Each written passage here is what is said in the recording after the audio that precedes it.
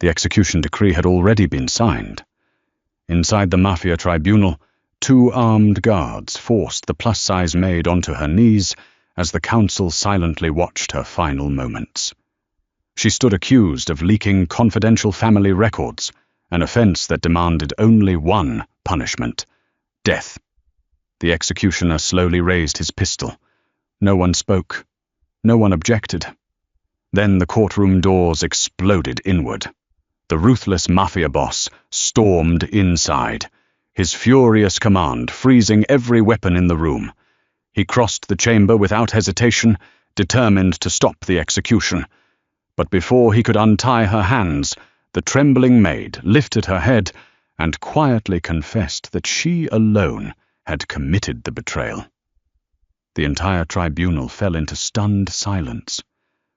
Looking into her tear-filled eyes, the boss realized something that made his blood run cold. She wasn't admitting guilt. She was deliberately walking toward death to protect a secret no one else had yet uncovered.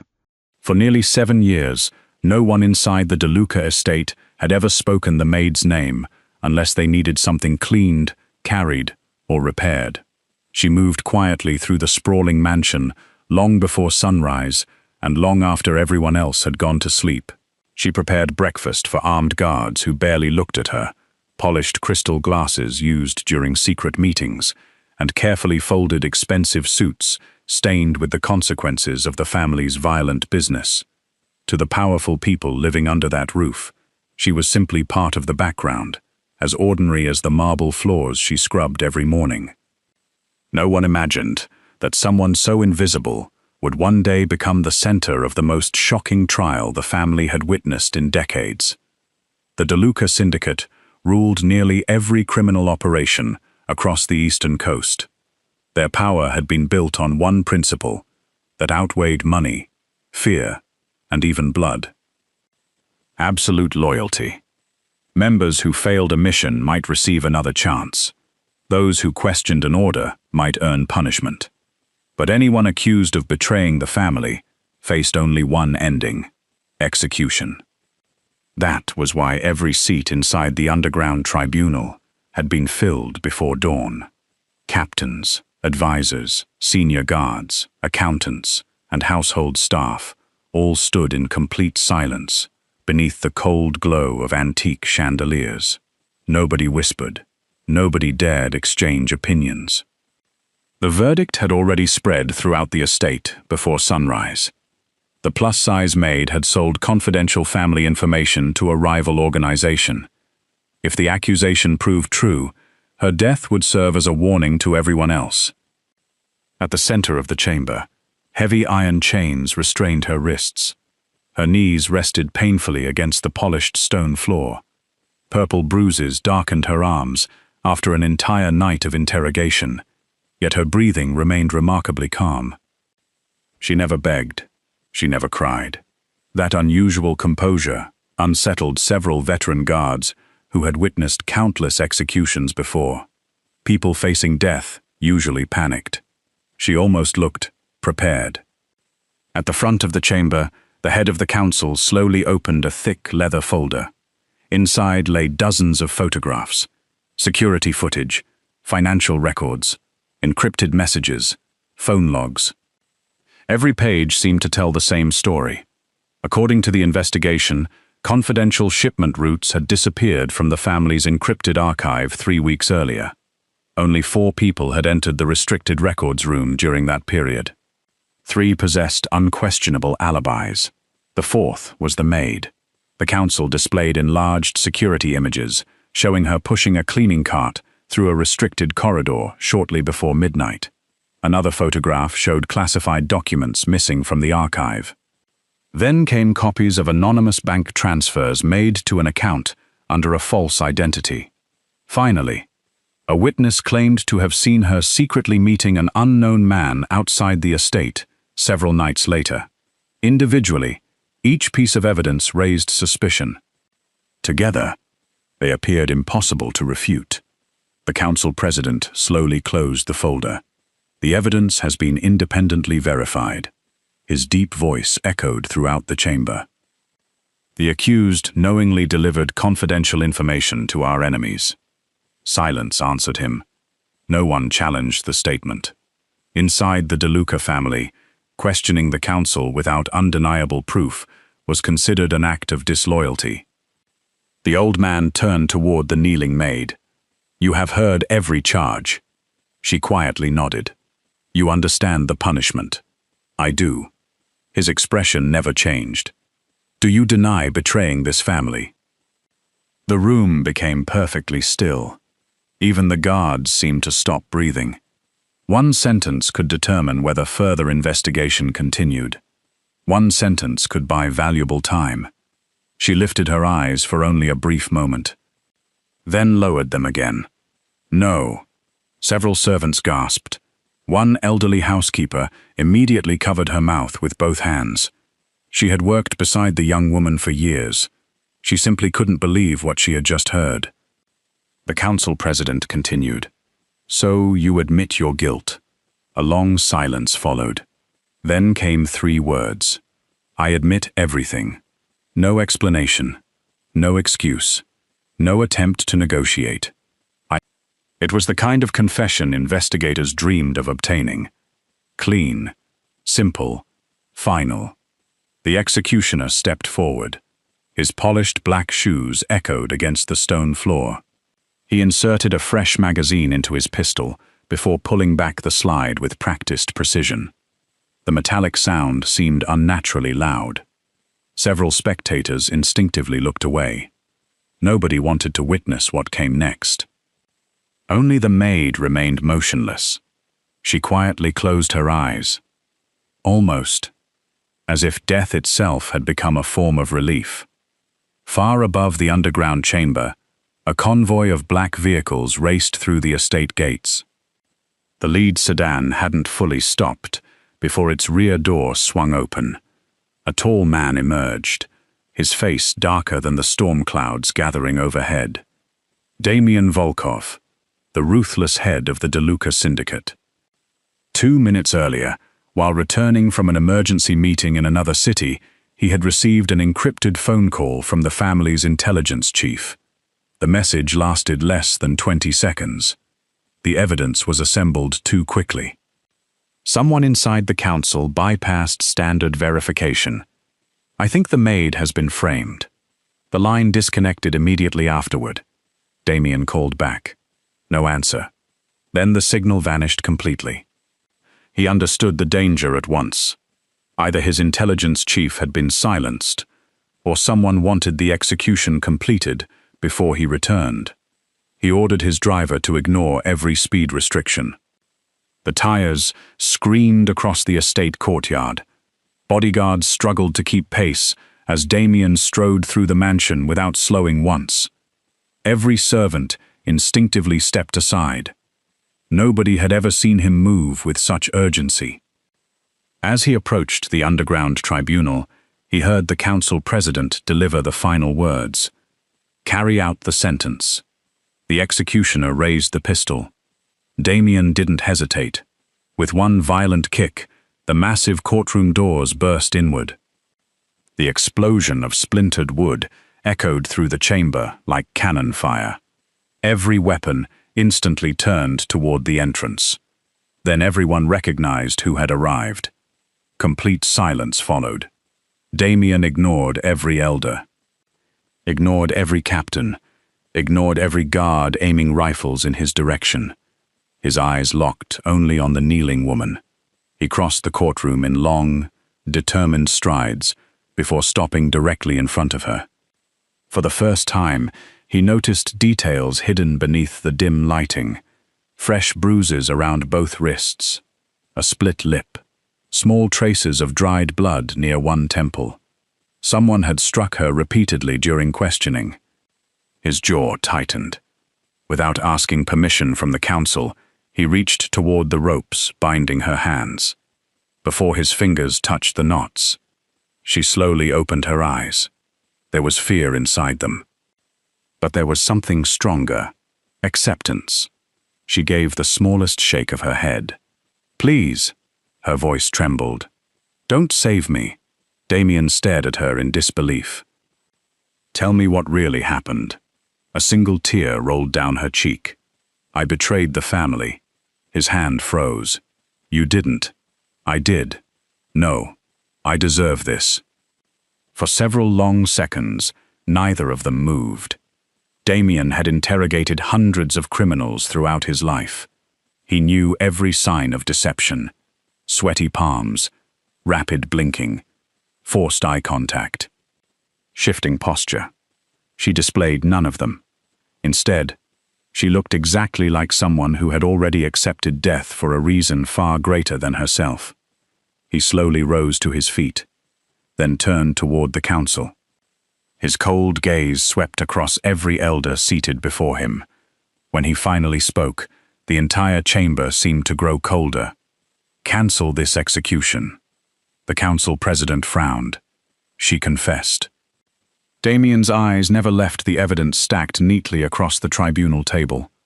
Then he spoke a sentence that sent an invisible wave of fear through every person in the room. Someone spent weeks creating the perfect traitor, and tonight, I intend to find out who. No one left the tribunal. Not after Damien Volkov spoke those words. Inside the DeLuca syndicate, the boss possessed the final authority. Even the council could not ignore his order, without risking civil war inside the organization. The execution was suspended. Temporarily. The chains remained around the maid's wrists, but the pistol was lowered. Several elders exchanged uneasy glances. The longer she stayed alive, the greater the chance someone would discover what had really happened. Damien slowly picked up the thick investigation file from the tribunal table. He didn't flip through it casually. He studied every page as though each sentence concealed another crime. The first document contained the security log from the archive. Entry time, exit time, electronic access. Nothing appeared unusual, until he noticed something almost invisible. The timestamps were formatted differently on 2 consecutive pages. One report displayed military time. Another used civilian time. Both supposedly came from the same security system. His eyes narrowed. Who prepared these reports? An investigator immediately stepped forward. "I did, boss." "You extracted them personally?" "Yes." Damien looked directly into the man's eyes. "No." The investigator froze. "You copied them from someone else's report." A drop of sweat rolled down the man's neck. Before he could answer, Damien tossed the folder onto the table. "My security servers don't produce 2 timestamp formats." The room became silent again. It was the first crack in the investigation. Small, but impossible to ignore. Damien immediately ordered the estate's surveillance director to retrieve the original recordings. 20 minutes later, dozens of monitors illuminated the command center beneath the mansion. The maid appeared on screen. She pushed a cleaning cart toward the restricted hallway, exactly as the investigation claimed. One elder quietly crossed his arms. "There. You see?" She entered. Damien didn't answer. Instead, he replayed the footage. Again. Then again. By the 5th viewing, he noticed something strange. The wall clock visible above the hallway door skipped forward by nearly 14 seconds between 2 consecutive frames. Normal surveillance cameras never behaved that way. Someone had edited the recording, frame by frame. His expression hardened. "Bring me the raw server files." The surveillance director swallowed nervously. "They're missing." Missing. The archive was overwritten. When? The director hesitated. About 4 hours before today's trial. Someone had erased the original evidence only hours before the execution. That wasn't an accident. That was planning. Back inside the tribunal, whispers spread through the chamber. For the first time, confidence disappeared from the council's faces. Damien continued reading. The second major piece of evidence involved anonymous bank transfers totaling nearly $500,000. According to investigators, the money represented payment from a rival syndicate. The account belonged to the Maid under a false identity. At least, that was what the report claimed. Damien called for the family's financial director. Within minutes, encrypted banking records appeared on another screen. He examined every transaction personally. One number immediately caught his attention. The account had been opened only 9 days earlier. Yet the investigation claimed suspicious deposits had begun nearly 3 weeks ago. Impossible. Money couldn't arrive before an account even existed. Someone had fabricated the timeline. Another lie. Another carefully planted piece of evidence. The financial director quietly removed his glasses. I should have noticed that. Damien answered without looking up. They hoped nobody would. The room grew colder. Now every elder realized the investigation was beginning to collapse. Only one piece remained. The witness. A middle-aged warehouse supervisor entered under heavy guard. He bowed respectfully. Damien spoke calmly. You stated that you saw the Maid meeting an unknown courier. Yes, boss. Where? Dock 31. What time? Approximately 11:30. What color was the courier's vehicle? The witness answered immediately. Black. Damien nodded. Then another question. What was the weather? The man blinked.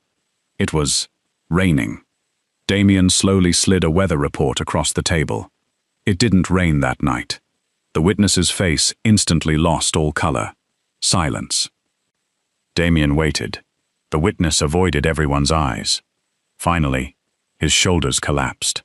I was paid. Gasps echoed throughout the chamber. By whom? I don't know.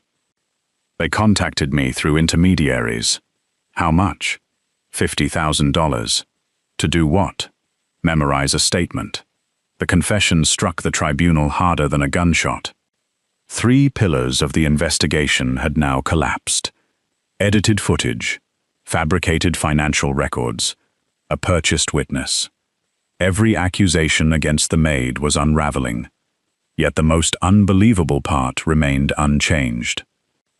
She still refused to defend herself. Damien walked back into the holding room where she sat quietly inside a reinforced cell. The chains had been removed from her wrists. Fresh bandages covered the bruises left by interrogation. She didn't look relieved. She looked disappointed, as though every minute she remained alive made her situation worse. Damien stood outside the bars. We've disproved almost everything. She remained silent. The surveillance footage was altered. Nothing. The bank records were fabricated. Still nothing. The witness admitted he lied. She slowly looked at him. Her voice remained soft. It changes nothing. It changes everything. No, you've been framed. She lowered her eyes again. I betrayed the family. Damien felt frustration rising for the first time. Stop saying that. I won't. Why? I already confessed. Confessing doesn't make a lie become true. She closed her eyes. If I repeat it enough, maybe everyone else will believe it. Those words struck him harder than he expected. Not because of what she said, because of what she almost revealed. People lied to escape death. She was lying to guarantee it. He sat down across from the cell. Minutes passed without either of them speaking. Finally, he asked quietly, "What are you protecting?" She looked away. No one. If that's true, why refuse a lawyer? Silence. Why refuse to explain yourself? Silence. Why choose execution after we've already destroyed the evidence against you? A tear slowly slid down her cheek. She wiped it away before it reached her chin. I made my choice. Damien stared at her. Every answer she refused to give pointed toward the same conclusion. She wasn't protecting herself. She wasn't protecting money. She wasn't protecting power. She was protecting a person. Someone she believed would certainly die if the truth ever surfaced. He quietly stood. Before leaving the holding room, he stopped at the doorway. Without turning around, he spoke one final sentence.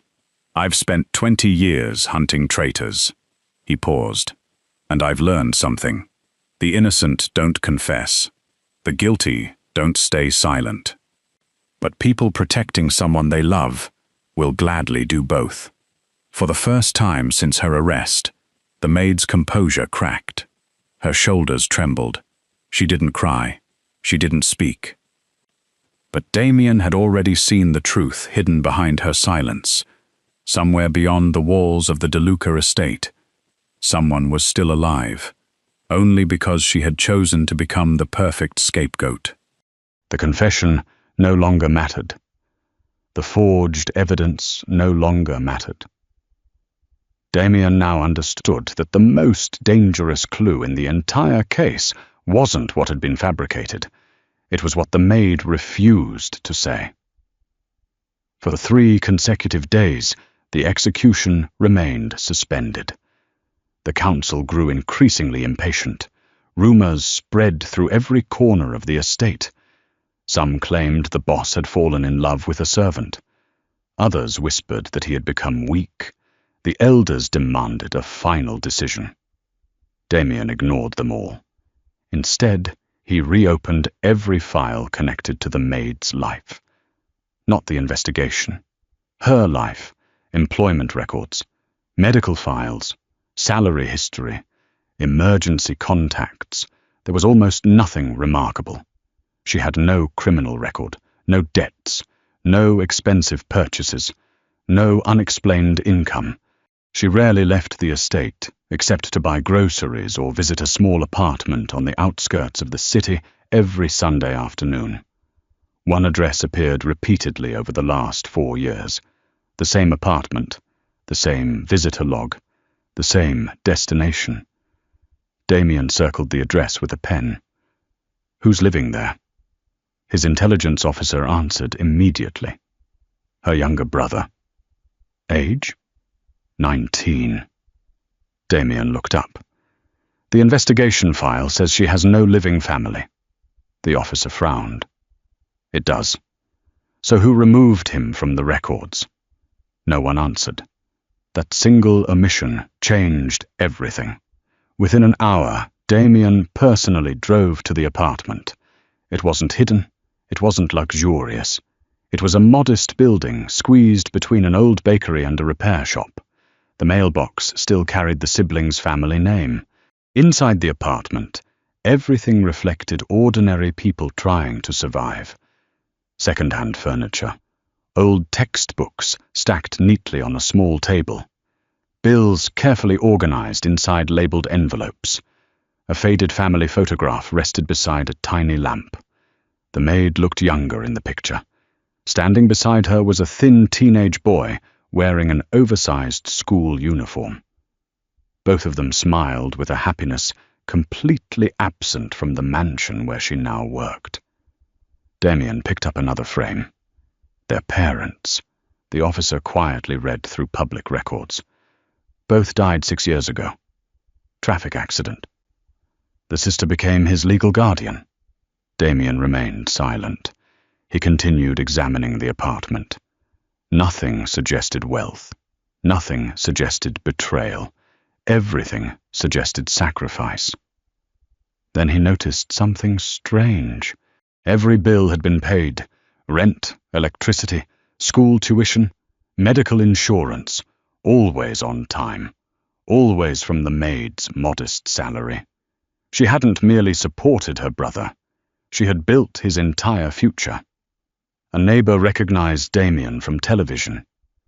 Nervously approaching, she whispered, "She's a wonderful girl." Damien turned. "What do you mean?" "She worked 2 jobs before joining your estate.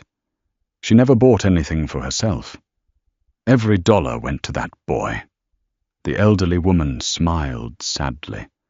"She always said, 'If my brother gets an education, our parents didn't die for nothing.'" Those words lingered in Damien's mind long after he returned to the estate. That evening, another breakthrough arrived. The family's cybersecurity team recovered fragments of deleted server data from a damaged backup drive. Most files had been destroyed. One remained partially intact. It showed someone entering the restricted archive on the night confidential documents disappeared. The face couldn't be seen. The hood concealed everything. But one detail survived. The intruder was noticeably smaller than an adult man, almost the size of a teenager. Damien immediately requested another comparison. Height estimates, walking pattern, body structure. Nothing matched the Maid. The figure was nearly 20 centimeters shorter. Whoever entered that archive wasn't her. He returned to the holding cell before midnight. She was sitting quietly near the window, staring into the darkness beyond the prison bars. She didn't look surprised to see him. "You found something?" It wasn't a question. Damien nodded. "The person in the archive wasn't you." Silence. "I also visited your apartment." For the first time, fear appeared in her eyes. Not fear for herself. Fear of what he might have discovered. "You shouldn't have gone there." "Why?" She looked away. "It has nothing to do with this. It has everything to do with this." He slowly placed the family photograph onto the table between them. Her breathing stopped. The photograph trembled in her hands. "You removed him from every official record." "I didn't. Someone inside the investigation did." Still she said nothing. Damien leaned forward. "Tell me about your brother." She closed her eyes. Minutes passed. Finally, her voice became little more than a whisper. "Our parents died because of this family." Damien remained still. They weren't members. They drove a delivery truck. One night, they were caught between two rival syndicates during a shooting. She swallowed hard. They never came home. Silence filled the room. "I was 19. My brother was 13. I promised my mother that I'd raise him." She smiled sadly. "I wasn't educated. I had no money, so I cleaned houses, restaurants, hotels, anywhere that paid. When your estate needed domestic staff, I accepted. You knew who we were. I always knew. Why work for the people you blamed?" She slowly shook her head. "I never blamed you. I blamed violence." Those words struck Damien harder than any accusation ever could. She had every reason to hate his organization. Instead, she spent 7 years serving it faithfully. He quietly asked, "What happened to your brother?" Her fingers tightened around the photograph. "I told him never to come near the estate." He listened. Until last month. A single tear landed on the picture.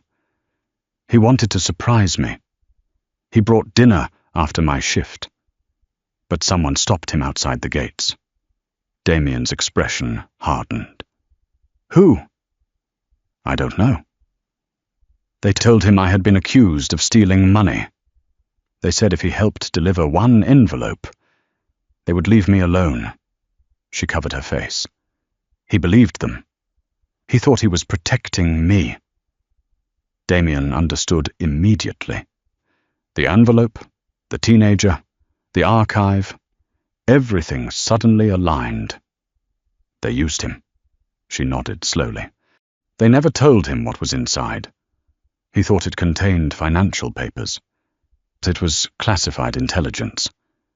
He didn't steal it. He was tricked." Damien spoke quietly. "So you confessed?" "Because once the council discovered who entered the archive, they would execute him." She finally broke. Tears streamed uncontrollably down her face. "They would never forgive him. He's only 19. He wants to become an engineer. He still believes people are good." Her shoulders shook. "I couldn't let this family destroy the only family I have left." She looked directly into Damien's eyes. If someone had to die, it had to be me. For the first time in years, the man known throughout the underworld as Ruthless found himself unable to speak. He had interrogated assassins, drug traffickers, traitors, professional killers. None of them had chosen death for another person. This quiet maid had done so without hesitation. She had carried the blame, accepted the torture, walked willingly toward execution, not because she was guilty, because she believed her little brother still deserved a future. Damien slowly stood and took the family photograph from the table. His eyes settled on the smiling teenager, frozen inside the old frame. Then he gave a single order to the intelligence officer waiting outside the cell. "Find the boy." The officer nodded. "Alive?" Damien's expression became colder than ever before. "Before the people who found her do." Because Damien now understood one terrifying truth. The conspiracy had never been about eliminating a maid. She had merely become the shield, the real target, had always been the only witness still alive. Before dawn, Damien's intelligence network found the young man. He wasn't hiding. He was running.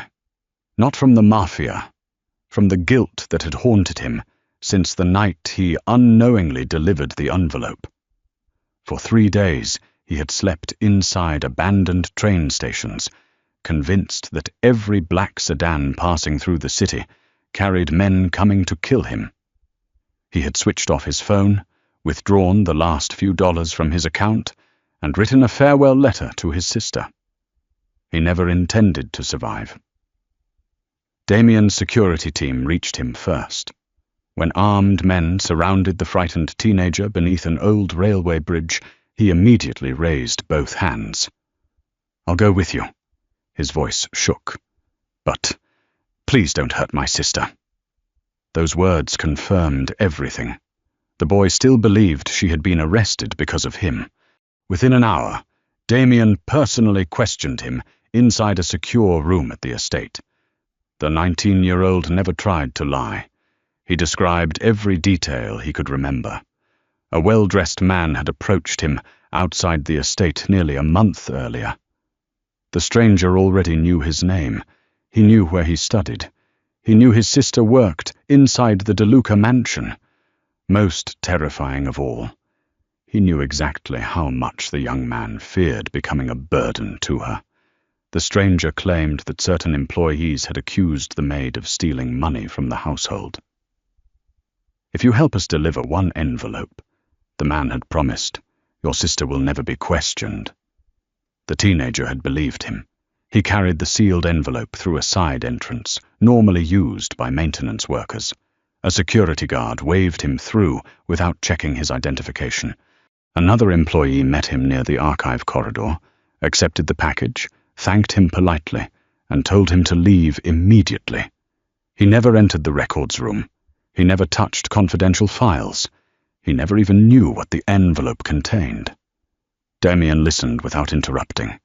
When the young man finished speaking, the boss quietly asked one question. "Would you recognize the man who approached you?" The teenager closed his eyes. "I'd recognize his voice anywhere." That answer was enough. Damien immediately ordered every surveillance recording from the estate entrance during the previous month to be reconstructed. The original footage had been erased, but fragments remained inside remote backup servers that no one had considered important. Hours later, technicians recovered a damaged recording. The image flickered repeatedly. Faces were blurred. License plates were unreadable. Then, for less than 2 seconds, a reflection appeared in the glass door beside the security checkpoint. Not the stranger's face, his wrist. Wrapped around it was a distinctive silver watch, engraved with the crest of the DeLuca family. Only 6 people inside the organization owned that limited edition watch. 5 were present inside the mansion throughout the investigation. The 6th had supervised the investigation itself. Damien stared silently at the frozen frame. He already knew the answer before anyone spoke the name. Victor Soren, his chief of operations, his most trusted advisor. The man who had served beside him for nearly 15 years. The man Damien had trusted with access to every classified file. The man responsible for organizing the investigation against the Maid. Everything suddenly aligned. Victor had controlled the evidence. Victor had selected the investigators. Victor had approved the witness list. Victor had authorized the interrogation. He hadn't simply investigated the crime. He had designed the entire case. Damien closed the folder. Summon everyone. That afternoon, the tribunal chamber filled once again. Every elder returned, every captain, every advisor, every investigator. Even household staff lined the rear wall, desperate to witness the outcome. The atmosphere differed completely from the previous hearing. This time, no one knew who would leave alive. The Maid entered under escort. Although no longer chained, she remained a prisoner. She noticed her younger brother standing safely beside Damien's security officers. Relief flooded her face. She nearly collapsed. Only then did she understand. Damien had reached him first. Across the chamber, Victor maintained perfect composure. He greeted Damien with the same calm professionalism he had shown for years. The council is prepared to continue the execution. Damien slowly walked toward the center of the room. No. His voice remained controlled. Today, someone else is on trial. Every conversation stopped instantly. Damien placed the investigation files onto the tribunal table, one by one. The edited surveillance footage, the fabricated banking records, the weather report disproving the witness, the witness's signed confession, the reconstructed video. Finally, the enlarged photograph of the silver watch. Victor's expression changed for the first time, only slightly. But Damien noticed. So did several elders. Damien looked around the chamber. For 3 days, many of you believed you were judging a traitor. He lifted the first report. This surveillance footage was altered. He dropped it onto the table. The financial evidence was fabricated. Another document followed. The primary witness accepted $50,000 to lie. A murmur swept through the hall. Victor finally stepped forward. Boss, anyone could have manipulated those files. Damien nodded. Exactly. He held up the enlarged image of the silver watch. And only one person had unrestricted access to every piece of evidence. Silence. Victor answered calmly. That proves nothing. Damien smiled for the first time. It wasn't a warm smile. It was the smile of a man who had already won. No. It proves something far more valuable. He turned toward the young man. Tell everyone whose voice convinced you to deliver the envelope. The teenager hesitated, then slowly looked across the courtroom. His face turned pale. His trembling finger rose. It pointed directly at Victor. I'll never forget that voice. The room erupted. Several captains immediately reached for their weapons. The elders shouted over one another. Victor took one slow step backward, then another. His hand drifted toward the pistol beneath his jacket. He never reached it. More than a dozen rifles instantly aimed at his chest. Damien's voice cut through the chaos. Don't! Victor stopped moving. For several long seconds, neither man spoke. Finally, Victor laughed, quietly at first, then louder. So you finally figured it out? The confession stunned the chamber into silence. Victor no longer bothered denying anything. I needed someone disposable. He glanced toward the maid. A servant was perfect. No one notices servants. No one defends servants. If she disappeared, everyone would accept it. The maid lowered her eyes, not in fear, in disbelief. Her entire life had nearly ended, simply because she had been invisible. Victor continued. The boy delivered the documents exactly as planned. He never knew what he carried.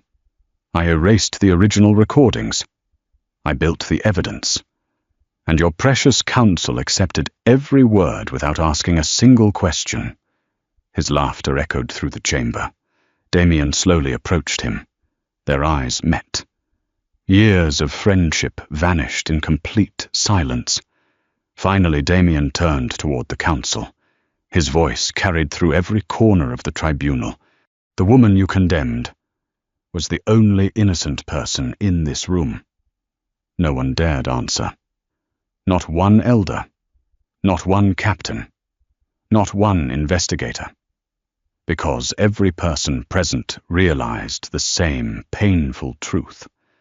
The greatest betrayal inside the DeLuca syndicate had never been committed by a maid. It had been committed by the man standing closest to the boss all along. Victor Sorin's confession spread through the underworld faster than any rumor in recent memory. For the first time in decades, the DeLuca syndicate publicly admitted that an innocent person had nearly been executed because corruption had reached the highest levels of its own leadership. Several council elders resigned within days. Others lost every position they had spent decades building. The investigators who had ignored obvious inconsistencies were stripped of their authority. The guards who had abused the maid during interrogation were dismissed from the estate without a second chance. Damien made certain every punishment was carried out in full view of the organization. Trust, he believed, could never return if accountability remained hidden. Yet none of those decisions mattered to the woman whose life had almost ended. She wanted only one thing: to leave. 3 mornings later, after all legal charges had been erased and every public record officially declared her innocent, she quietly packed the few belongings she had accumulated over 7 years. 2 modest suitcases, several worn novels, a faded family photograph, a knitted sweater her mother had made before the accident. Nothing more. She folded her maid's uniform one final time and placed it carefully on the bed. Running her fingers across the fabric, she smiled sadly. She had arrived at the estate believing it would simply be another job. Instead, it had become the place where she almost lost everything. A gentle knock interrupted her thoughts. Her younger brother stood outside the room. For several seconds, neither of them spoke. Then he stepped forward and wrapped both arms around his sister. "I'm sorry." His voice cracked immediately. "I should have listened to you." She held him tightly. "No, you trusted people. That's never something to be ashamed of. I almost got you killed. You almost lost yourself trying to save me." Tears rolled down both their faces. For the first time since their parents' deaths, neither sibling tried to appear strong for the other. They simply stood together, alive. That afternoon, a black sedan stopped outside the servants' residence. Damien had come alone. No bodyguards, no advisors, no weapons visible. He waited patiently until she walked outside carrying her suitcases. She bowed respectfully. "I've already signed the resignation papers." "I know. I'll collect my final salary another day." "You won't need to." She looked confused. "I've arranged enough money for my brother to finish university." Her expression changed immediately. "I can't accept that." "You already have." She frowned. "I never asked. You paid for it." She stared at him in silence. He continued. "For 7 years. You accepted a salary far below what you deserved. You worked holidays, overtime, night shifts. You repaired problems that weren't your responsibility. You saved this family millions. While barely spending anything on yourself?" He looked toward the young man standing nearby. Every dollar went toward building his future. She lowered her eyes. "I was only doing what any sister would do." Damien quietly answered, No. You did what very few people would. A brief silence settled between them. She reached for the car door. I appreciate everything you've done. But it's time for us to leave. Damien didn't stop her. Instead, he removed a sealed envelope from inside his coat. I forgot something. She accepted it politely. The envelope felt unusually heavy. She expected severance documents, perhaps compensation ordered by the council. Instead, she unfolded a formal appointment bearing the official seal of the DeLuca Syndicate. Her eyes widened. The title filled the first page. Director of Family Welfare. Below it appeared another sentence, reporting directly to the office of the boss. She stared at the document without speaking. There had to be some mistake. She looked up. I don't understand, Damien answered calmly. I've spent years promoting people who could inspire fear. He paused. I almost executed the only person who inspired trust. She slowly shook her head. I don't belong in leadership. You've already been leading. She looked confused. You raised your brother after losing your parents. You managed an entire household without recognition. You protected people who could never repay you. You walked toward death so someone else could keep living. Damien stepped closer. The organization has accountants. It has soldiers. It has advisors. What it lacks are people whose first instinct is to protect others. She struggled to speak. I'm only a maid. He smiled faintly. No, you were a maid. He pointed toward the appointment letter. Now you'll oversee education funds for employees' children, medical support, compensation for injured workers, scholarships, widow assistance. Everything this family ignored while chasing power. She looked back at the title. Her hands trembled so violently that the paper nearly slipped away. Tears blurred the words before her. Damien's voice softened. When I looked around that tribunal, I saw experienced killers, veteran smugglers, powerful men. But the bravest person in that room was the woman everyone believed was powerless. She could no longer hold back her tears. I don't know if I can do this, he answered without hesitation. I do. Her younger brother gently touched her shoulder. You've been taking care of people your entire life. Now you'll finally have the authority to do it. For the first time in many years, she laughed through her tears. Weeks later, the estate slowly began to change. Families of injured guards received financial assistance without begging. Children of household employees gained access to scholarships. Retired workers no longer feared being abandoned after decades of service. The servants who had once walked the hallways unnoticed now found someone willing to listen before problems became tragedies. People stopped referring to the welfare office as another department. Instead, they simply called it her office. One evening, Damien stood alone on the mansion balcony, overlooking the gardens below. He watched employees leaving work. Many smiled. Some waved toward the woman standing near the entrance as she helped an elderly cook carry heavy boxes to her car.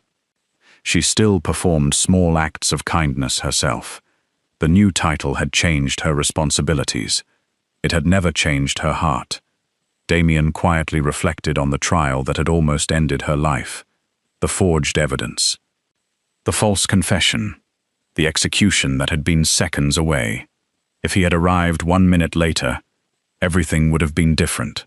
Power had almost destroyed the one person who deserved it least. That realization stayed with him far longer than Victor's betrayal ever would. Some stories ended with revenge, others ended with justice.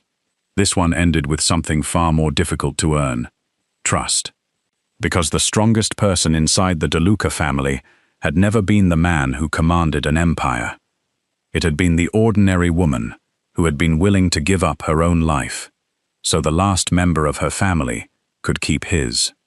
And in the end, the Mafia Boss did not reward her for her sacrifice.